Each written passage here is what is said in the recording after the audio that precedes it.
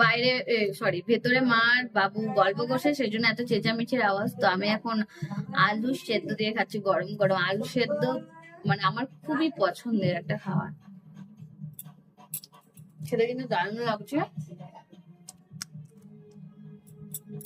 আর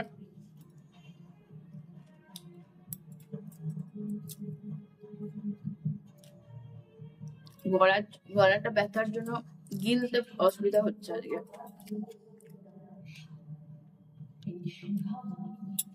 এটা আমি খাবো।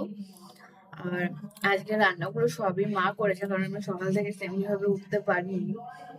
তো মা রান্নাগুলো কিন্তু খুব টেস্টি করেছিল, কারণ আমি সকালে একবার খেয়েছি তো ভাতের খাওয়াটাই মেপতে। চলো আমি এটা চট জলদি খেয়ে নিই, কারণ আজকে মেঘরাজকে এখনো পর্যন্ত খাইনি, মেঘরাজকে খাওয়াবে একটুখানি পরে।